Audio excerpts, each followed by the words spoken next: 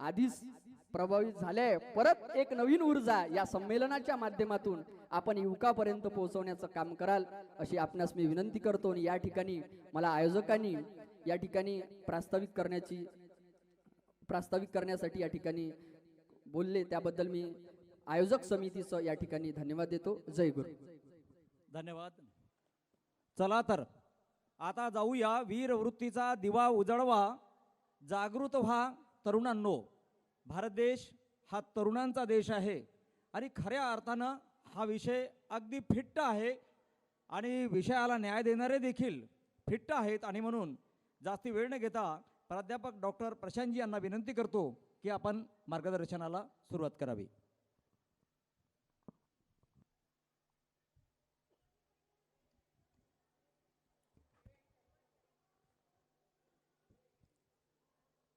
सातवे विदर्भस्तरीय राष्ट्रसंत तुकडोजी महाराज साहित्य संमेलन, या साहित्य संमेलनाचे अध्यक्ष आमचे गुरुतुल्य पितृतुल्य मार्गदर्शक गुरुदेव सेवा मंडळांचा परिपोक्त परिपूर्ण आणि झिजून ज्यांनी खेड्यापर्यंत असा विचार पोहोचवला, आदरणीय हरिभक्तपरायण कीर्तन सम्राट कीर्तन केसरी गुरुवर्य गुरुतुल्य आदरणीय लक्ष्मणदासजी काळे महाराज, या सत्राचे अध्यक्ष माननीय शिवरामजी गिरेपुंजे साहेब, आता ज्यांनी या कार्यक्रमाचं प्रास्ताविक केलं ते आमचे आदरणीय सन्मित्र गुरुदेव सेवा मंडळाचे युवा प्रचारक सुशीलदादा बुर्डे, कार्यक्रमाकरता उपस्थित गावगावची वेगवेगळ्या खेड्यापाड्यावरून आलेली आणि वेगवेगळ्या तालुक्याची संपूर्ण भंडारा जिल्ह्याची सर्व कार्यकर्ता मंडळी, श्री गुरुदेव सेवा मंडळ भंडारा जिल्हा आणि श्री गुरुदेव सेवा मंडळ लाखनी तालुका यांच्या संयुक्त विद्यमाने आयोजित या विदर्भस्तरीय साहित्य संमेलनाकरता उपस्थित आपण सर्व श्रोते, प्रिय सज्जन मायबाप, श्रद्धा स्वरूपिणी माता भगिनी, आपल्या सर्वांना जय गुरु करतो। तुमची अवस्था पाहून मला फार आनंद झाला। आमच्या जिल्ह्यामध्ये जर साहित्य संमेलन घेतलं तर पब्लिक नसते म्हणून रिकाम्या खुर्च्या पाहून चक्कर येते, पण तुम्ही एवढे लोक आले की जेवता जेवता चक्कर येऊन राहिले। आणि म्हणून सातत्यानं एक गोष्ट लक्षात ठेवा, तुकडोजी महाराजांची समाधी गुरुकुंज मोजरीला असेल। राष्ट्रसंत तुकडोजी महाराजांच्या पूर्वी या महाराष्ट्रामध्ये 19व्या शतकामध्ये छत्रपती शिवाजी महाराजांचा जन्म झाला। शिवाजी महाराजांचे सगळे किल्ले, जास्तीत जास्त किल्ले पश्चिम महाराष्ट्रात आहेत, पण त्यांचे ओरिजिनल मावळे मराठवाड्यात आहेत। तसं राष्ट्रसंतांची संपूर्ण कर्मभूमी अमरावती जिल्ह्यात असेल, पण त्यांचे खरे प्रचारक आणि खरे मावळे हे भंडारा जिल्ह्यामध्ये आहेत, गोंदिया जिल्ह्यामध्ये आहेत। आणि म्हणून तुमच्याकडे किल्ला नाही, पण तुमच्या आशेचा किल्ला मजबूत आहे। तुमच्याकडे देवस्थान नाही, पण तुमच्या हृदयस्थानामध्ये राष्ट्रसंत तुकडोजी महाराज आहे। मी तिकडे फिरतो तर लोक मला विचारतात, महाराज तुम्ही भंडारा जिल्ह्याचं रेशन कार्डच काढून घ्या, कारण 12 महिन्यातले 6 महिने तिकडेच असतात, तुम्हाला इकडे यायला काय होते? पुण्या मुंबईच्या तारखा कॅन्सल करता आणि इकडे का जाता?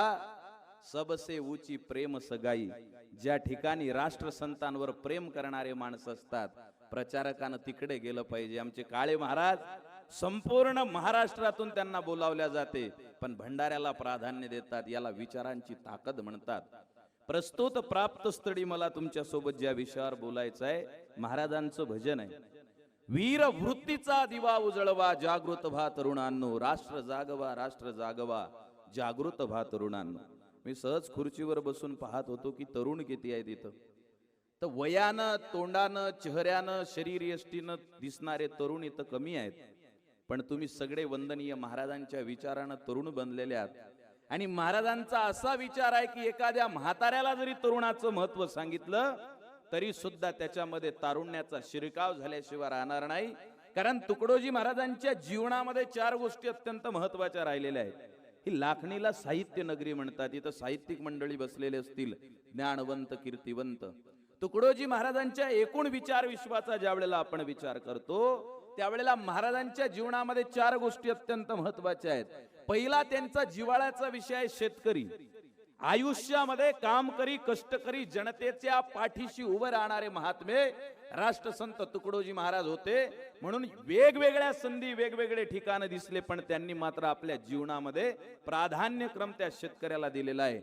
तुकडोजी महाराजांच्या जीवनामध्ये दुसरा जिव्हाळ्याचा विषय आहे, तो म्हणजे सामुदायिक प्रार्थना. महाराजांच्या जीवनामध्ये तिसरा जिव्हाळ्याचा विषय आहे, तो सामाजिक सुधारणेमधून धार्मिक सुधारणा निर्माण करणं. आणि राष्ट्रसंतांच्या जीवनामधला चौथा अत्यंत महत्वाचा जिव्हाळ्याचा विषय आहे, तो म्हणजे या देशातला तरुण काय करतो. त्यांची भजनं पहा, त्यांच्या भजनामध्ये तुम्हाला वारंवार शब्द दिसतील, मित्रा, भावा. ज्या वेळेला त्यांनी शब्द लिहिले हिंदी मधून, तेव्हा भाई, चल चल भाई करे सफाई, कूड़ा कचरा साफ करे, बहुत दिनों का रुका हुआ है मिलकर सुंदर आज करे, सड़ी हुई यह फल और सब्जी कौन दिया है डाल यहाँ, मलमूत्रों को बाहर छोड़ा कौन किया बेहाल यहाँ, समझ नहीं आई है उनको अपने घर का काज करे, बहुत दिनों का रुका हुआ है मिलकर सुंदर आज करे. तेव्हा ते चल रे बाई म्हणत नाहीत, चल चल भाई म्हणतात.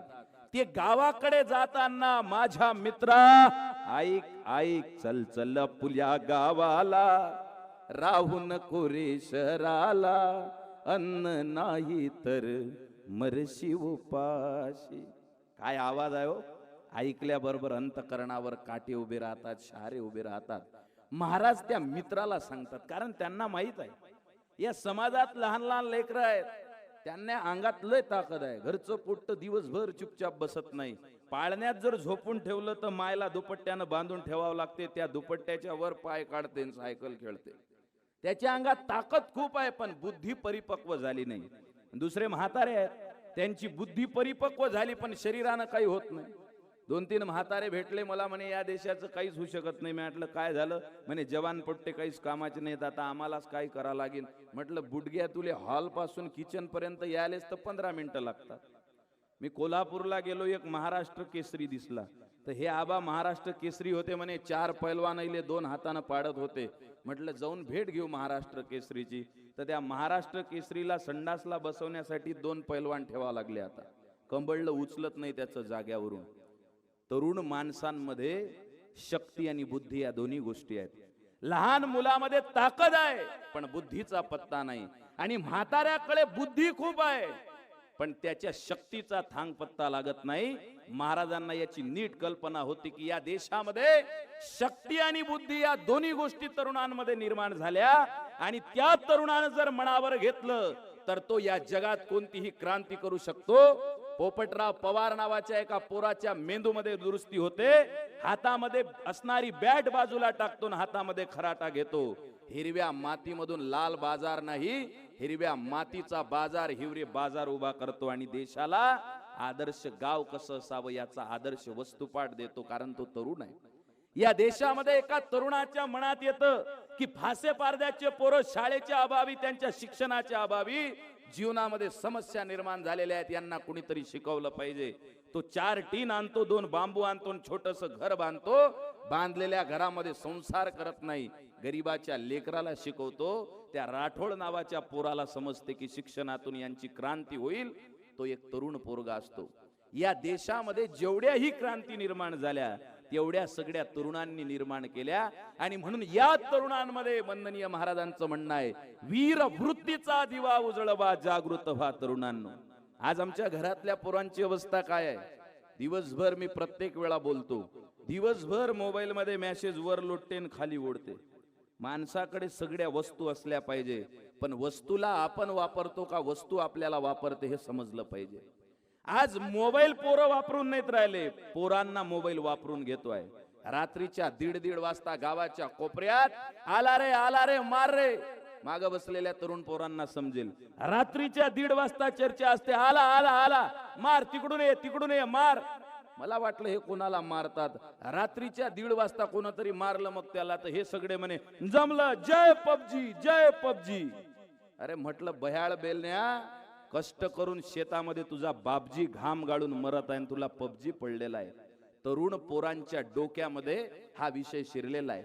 इथं माग बसलेले तरुण पोरं आहेत, त्यांना सांगतो मी, आपल्याकडे साधनं भरपूर असले पाहिजे, पण तुकडोजी महाराज म्हणतात त्या साधनांचा योग्य वापर करता आला पाहिजे. अरे मोबाईल माग घ्या, 20,000चा 30,000चा घेऊ नका.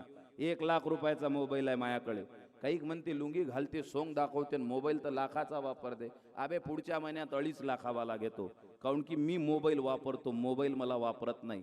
मोबाईल तरुण पोरांच्या खिशात 1.5 लाख रुपयाचा असला पाहिजे, पण त्या मोबाईल वरून फॉरवर्ड केली जाणारी पोस्ट, अच्छी बातें कर ली बहुत अब करूंगा तेरे साथ गंदी बात, ही फॉरवर्ड पोस्ट नसली पाहिजे.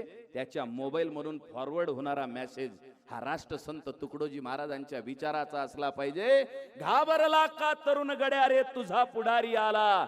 या देशामध्ये आता निवडणुका लागतील आणि या देशातले 25 ते 35 वयोगटातले पोरं गरीबाचा एकच नारा, महाराज 50 की दारून 20 का खारा, भाऊसाहेब हमारा. 50 रुपयाच्या दारूसाठी 20 रुपयाच्या चिवड्यासाठी फुटपाथवर येऊन बापाला विसरणारी नालायक माणसं ज्या राष्ट्रामध्ये जन्माला येतात, वंदनीय महाराज ग्रामगीतेमध्ये सांगतात, जो विश्वाला तारून नेण्याचं सामर्थ्य ठेवतो त्याला तरुण म्हणतात. आज त्याच तरुणाची अवस्था काय झालेली आहे. त्याच्या खिशातल्या मोबाईलची बॅटरी 14 घंटे पुरते, पण त्याची बॅटरी 2 तासात टंग टंग बॅटरी लो. त्याच्या चेहऱ्यावर तेज नाही, त्याच्या जीवनामध्ये ओज नाही. आणि का नाही? कारण वंदनीय महाराजांचा विचार समजला नाही. काल रात्री मी अकोल्याला होतो पुण्यतिथी महोत्सवामध्ये. या देशामध्ये मी तिथं सुद्धा बोललो, या देशामध्ये प्रत्येक तरुणाला आपल्या जीवनाचं भान उरलेलं नाही आहे आणि ते भान देण्याची ताकद विश्वाच्या पाठीवर. तुम्हाला नाराज होण्याची गरज नाही. भंडारा जिल्हा, गोंदिया जिल्हा, गडचिरोली जिल्हा, चंद्रपूर जिल्हा हे 4 जिल्हे राष्ट्रसंतांवर प्रेम करणारे आहेत. पुढच्या 5 वर्षाच्या काळामध्ये सगळे किती संत येऊ द्या, किती पंत येऊ द्या, किती विचारसरणी येऊ द्या, या विश्वातल्या सगळ्या विचारसरणींचा ज्या वेळेला अंत होईल त्यावेळेला एकच संत शिल्लक राहील, ज्यांचं नाव आहे राष्ट्रसंत तुकडोजी महाराज. आणि मी हे इमोशनल होऊन बोलत नाही आहे, कारण या देशातल्या तरुण पोरांचे, या देशातल्या कॉलेजमध्ये जाणाऱ्या लेकराचे जे प्रश्न निर्माण झालेले आहेत त्याला उत्तर देण्याची ताकद फक्त तुकडोजी महाराजांमध्ये आहे. मला वेगवेगळ्या कानाकोपऱ्यातून फोन येतात, महाराज आत्महत्या करायला निघालो होतो, पण तुमचे शब्द ऐकले, फाशीचा फंदा रेडी होता, पण आत्महत्या करावं वाटली नाही. माझ्या बापाच्या शब्दामध्ये एवढी ताकद आहे. 2 वाक्य ऐकले जळगाव खानदेश मधल्या पोरानं तर आत्महत्या करणं सोडून दिलं, फाशीचा फंदा लावला होता. ताकद काय आहे शब्दांची. महाराजचे शब्द ऐकले, परवान कर किसी की सीधा ही चला जा, गरने कहे दुनिया में तो डरने में क्या मजा, विश्वास किसी कार्य का तूने है उठाया, बढ़ जा अकेला हिम्मत से छोड़ के माया, आंखें खुलेंगी उनकी खुद जाएंगे लजा, गरने कहे दुनिया में तो डरने में क्या मजा. काय ताकद आहे या शब्दांची. आणि ही ताकद फक्त राष्ट्रसंतांच्या शब्दाची आहे. त्या राष्ट्रसंत तुकडोजी महाराजांनी या देशातल्या तरुण पोरांकडे पाहिलं, त्यांच्या लक्षात आलं वीरत्व निघून गेलं. फक्त शिवाजी महाराज सारखे दाढीले कट आहे, इकडून कापा, खालून कापा आणि त्याला शेंडी लावा, वर चंद्रकोर लावा, हुबेहूब शिवाजी महाराज दिसते. पण शिवाजी महाराजच्या काळात रात्रीच्या 1:30 वाजताही त्यांच्या समोर देखणी स्त्री सादर केली. काळ्या राती तळपत होत तिच्या रूपाचं सोनं, त्या स्त्रीला पाहून आई बदला राजा तो शिलवान, अशा नराच्या पुतळ्यापाशी सदैव झुकते मान. रात्रीच्या 1:30 वाजता सुद्धा ज्या राजाला परस्त्रीमध्ये आई दिसत होती, म्हणून तर राष्ट्रमातेबद्दल म्हणावं लागते ना, किसी के पेट से सांप पैदा हुआ तो किसी के पेट से पाप पैदा हुआ, किसी के पेट से सांप पैदा हुआ तो किसी के पेट से पाप पैदा हुआ, लेकिन जिजाऊ ऐसी माँ थी यारो जिसके पेट से बापों का बाप पैदा हुआ. त्या छत्रपती शिवाजी महाराजांना रात्रीच्या 1:30 वाजता परस्त्रीमध्ये आईची अनुभूती होत होती. आणि ज्यानं कट काढला दाळीला, त्याच्या घराशीची बाई दुपारच्या 1:30 वाजता आपल्या मुलीला एकटीला सोडून जावं की नाही या विचारात जर असेल, बाहेरचा लुक आला पण आतमधला फील आलेला नाही. माझे शब्द लक्षपूर्वक ऐका. बाहेरचा लुक आला पण आतमधला फील आला नाही. ज्या दिवशी राष्ट्रसंत तुकडोजी महाराजांच्या विचाराचा आतला फील येईल, त्या दिवशी या जगाचा एक वेगळं चित्र, या जगाचा एक वेगळा नकाशा बनल्याशिवाय राहणार नाही. महाराजांनी पाहिलं यांच्यामध्ये तेज नाही, यांच्यामध्ये ओज नाही, क्रियाशक्ती नाही, कर्तृत्व नाही. महिना संपला की बापाच्या पुढे उभे राहते. आणि या देशातलं सगळ्यात खराब चित्र सांगतो. कॉन्व्हेंटमध्ये आपल्या लेकराईले पाठवणाऱ्या पालकांनो, इंग्लिश शिक्षण आपल्या पोरानं घेतलं पाहिजे म्हणून मरमर करणाऱ्या बापांनो, त्या इंग्लिश शिक्षणानं तुमचे पोरं बनल्यानंतर टी शर्ट घालून राहिले 700-700 800-800 रुपयाचे. 4300 रुपयाचं टी शर्ट आहे महाराज. 4300 रुपयाचं एक टी शर्ट, फक्त इथून पासून इथपर्यंत वेगवेगळे ब्रँडेड टी शर्ट तुमचे पोट्टे घालून राहिले. पण त्याच्यावर लिहून टाकून राहिले, माय पप्पा इज माय एटीएम. माया बाप मायासाठी कोण आहे? ATM चं कार्ड आहे. मशीनीत कार्ड टाका, पैसे बाहेर काढा.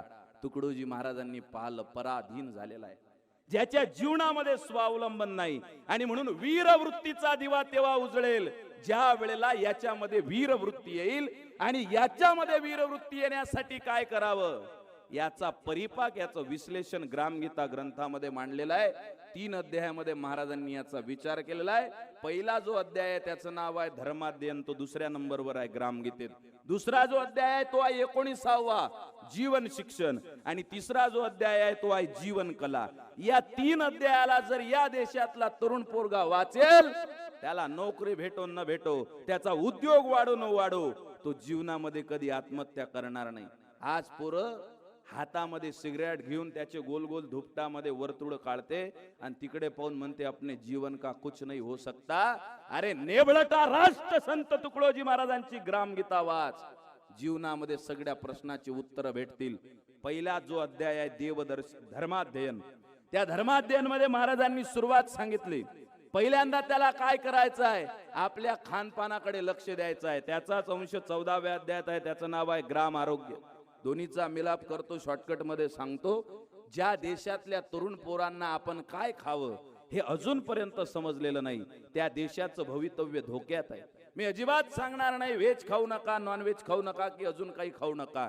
मी फक्त एवढंच सांगेल, ज्या खाण्यानं माणसाच्या बुद्धीवर आणि वृत्तीवर वाईट संस्कार होत असेल, ते खाणं जर तुमच्या पोराला देत असाल तर पुढच्या काळामध्ये तुमच्याकडे करोडो रुपयाची संपत्ती असेल, पण डोळ्यामध्ये भळाभळा वाहणाऱ्या अश्रूच्या धारा असतील आणि रडून तुम्ही एवढंच म्हणाल, महाराज करोडो रुपये कमावले पण आयुष्य बिरथा गेलं, वो कुछ नहीं कर पाएगा, सब जिंदगी बिरथा गई. मग त्याच्यासाठी काय कराव? महाराज म्हणतात तुमच्या पोराले 14व्या अध्यायाची सवय लावा. ग्राम आरोग्य. सकाळी दिवस निघाला की झोपेतून उठला पाहिजे. पहाटे चवणे राणे जागी होती, पुष्पे सारी विकास पावती, पशु पक्षी नेहमी उठती प्रातः काळी. म्हणून प्रातः काळी उठावे, ब्रह्ममुहूर्त डोळ्यांनी बघावे, उठताच प्रातस्मरण करावे आसनस्थानी. प्रातस्मरण म्हणजे नवीन स्फूर्ती, उगवत्या दिवशी व्हाया प्रगती, उत्तम कार्य घडावे पूर्ण गती. म्हणून प्रार्थना देवाची, यावेळी जो संकल्प करतो वाईट न घडो, ऐसे चिंतित तो सुसंस्कारे वाढत जातो उन्नती मार्गे वेगाने. हे प्रातस्मरण त्यानं केलं पाहिजे. आता काही सायंटिफिक लोक बसलेले असतील, ते म्हणतील महाराज सकाळी उठलं उठा गड्या अरुणोदय झाला श्री सद्गुरूच्या ज्ञानानं, यानं काय होणार आहे? अरे बह्याळ बेलण्या, सकाळी झोपेतून उठल्याबरोबर पहिला चेहरा माणूस जो पाहतो त्याचा संस्कार त्याच्या मनावर होत असतो. सायंटिफिकली प्रूव्ह झालेला आहे. सकाळी झोपेतून उठा आणि एखादं वंगाळ गाणं लावा टेपवर आणि ते ऐका, दिवसभर किती गाणे ऐका, पण संध्याकाळपर्यंत माणसाच्या तोंडात सकाळचं गाणं येते. म्हणून पूर्वीच्या काळामध्ये वासुदेवाला हो वासुदेवाला, सकाळच्या पहारी हरिनाम बोला, ते वासुदेव येत होते. आता वासुदेव गेला आणि आपल्या घराच्या आजूबाजूला सगळी वाईट परिस्थिती आली. महाराज म्हणतात झोपेतून उठणाऱ्या तरुण पोरानं काय पाहिलं पाहिजे? चांगल्या गोष्टी पाहिल्या पाहिजे. ज्ञानाच्या 2 गोष्टी लागतात सांगायला. म्हणते बुडग्या तू बोलू नको जादा, कसा उलटा जमाना हा दादा. पहिल्यांदा आमच्या घरचं टेक्स्चर, आतलं वातावरण बदलावं लागेल. दुसरं, पोरगा काय अन्न खातोय त्याच्याकडे आई वडिलांना लक्ष द्यावं लागेल. तिसरं, तो पोरगा ज्या ठिकाणी शिक्षण घेतोय, तो शिक्षण घेत असताना आधुनिक शिक्षण पद्धतीमध्ये संस्काराचा पत्ता ठेवलेला नाही आहे. सरकार कोणाचंही असो, पराजय सामान्य जनतेचा आहे. लक्षात घ्या, विजयी हा पक्ष होतो नाही तर तो पक्ष होतो, पण पराजय मात्र आपल्यासारख्या सामान्य लोकांचा होतो. त्यासाठी काय करावं? महाराज म्हणतात त्याच्या जीवनातला परिपूर्ण आध्यात्मिक कोर्स देतो का तुले फुकटात. त्याचं नाव आहे सामुदायिक प्रार्थना. 18 मिनिट 5 सेकंद एवढा टाइम लागते प्रार्थनेले. मी गॅरंटीनं सांगतो तुम्हाला, पुण्या मुंबईत आज असे कोर्स चालू आहेत, ज्या कोर्सला एका दिवसाचं करायचं असलं तर 7-7, 8-8 हजार रुपये त्याची फी आहे 24 तासाची. वंदनीय राष्ट्रसंत तुकडोजी महाराजांची ग्रामगीतेमध्ये प्रार्थनेची भूमिका वाचा.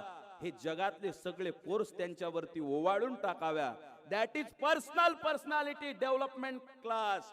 संपूर्ण माणूस कसा बनला पाहिजे याचा आधुनिक मॉडर्न क्लास म्हणजे सामुदायिक प्रार्थना आहे. शिस्त, शांती, गांभीर्य आदी गुण ओव्या सगळ्यांच्या पाठ आहेत.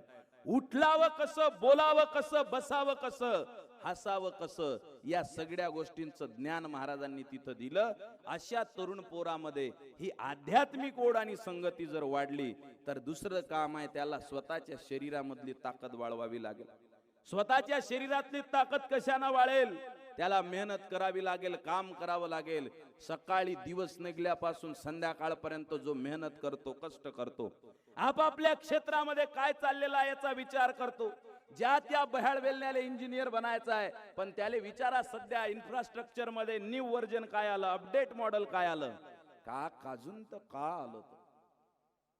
ज्याला इंजिनियर बनायचं आहे ते म्हणते काजून तर का आलं. तर म्हणजे या बहाळ बेलण्याले फक्त बनायचं आहे आणि आपल्या मायबापाले बनवायचं आहे आणि 4-5 वर्ष काढायचे आहेत. त्या कॉलेजमध्ये जाणाऱ्या पोराला मी ज्या क्षेत्रामध्ये मला मोठं बनायचं आहे त्या क्षेत्रामध्ये सध्या काय घडामोडी चाललेल्या आहेत याचा विचार केला पाहिजे. इथं झी टॉकीज वर माझ्या प्रवचनाचा उल्लेख केला. राष्ट्रसंतांच्या विचारपीठावर उभं राहून सांगताना मला अभिमान होतो. मी तर कोण्याही दिवशी टीव्हीवर गेलो असतो, पण माझ्या बापाची ग्रामगीता सांगण्याची संधी लाभली. मी स्वतःला भाग्यवान समजतो. पाच न्यूज चॅनल वाल्यासोबत भांडणं केले मी रात्रीच्या 8:30 वाजतापासून तर पाऊण वाजे लोक रात्रीच्या. शेवटी नाही म्हणे. मला म्हणे महाराज तुम्ही या ग्रंथावर बोला, तुम्ही त्या ग्रंथावर बोला, तुम्ही कोणताही ग्रंथ सांगू शकता. अबे त्याले म्हटलं मी तर मेसका मायवर मोरी मायवरही बोलतो 14 दिवस. माया बोल्याचा विषय नाही, पण या जगाला आज जर राष्ट्रसंत काय बोलले हे समजलं नाही तर पुढचा काळ कठीण आहे. ये जो लड़ाई आएंगी मुर्दे गिरेंगे देश में, शत्रु बड़ा ही क्रूर है देगा गिरा वह क्लेश में, होशियार रहना है अभी सब साथियों से बोल दो, अंतर कलह छोड़ दो ये भेद पर्दे खोल दो. मला माझ्या क्षेत्रात राष्ट्रसंतांचा विचार 7 समुद्रा पलीकडे न्यायचा होता. त्याच्या दृष्टीने मी विचार केला आणि पाहिलं चॅनल वाला हे पाहत नाही महाराजची किती विचार पॉवरफुल आहेत. चॅनल वाला हे पाहत नाही या विचाराचे प्रचारक पूर्ण जीवन खर्ची घालत आहे.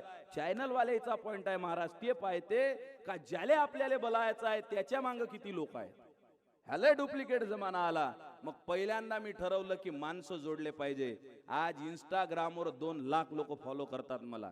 30 सेकंदाचा एक व्हिडिओ टाकला की 14 तासात राष्ट्रसंत तुकडोजी महाराजांची ग्रामगीतेची ओवी 2 लाख लोक पाहतात. फेसबुकवर वेगळे, युट्यूबवर वेगळे. त्यानं पाहिलं, नंतर स्वीकार केला, नंतर मला बोलावलं. आजपासून ग्रामगीतेचा विचार युग संजीवनी ग्रामगीता त्याच्या बालेकिल्ल्यात जाऊन त्यांच्या नाकावर टिचून राष्ट्रसंताचा मानवतेचा विचार मांडला.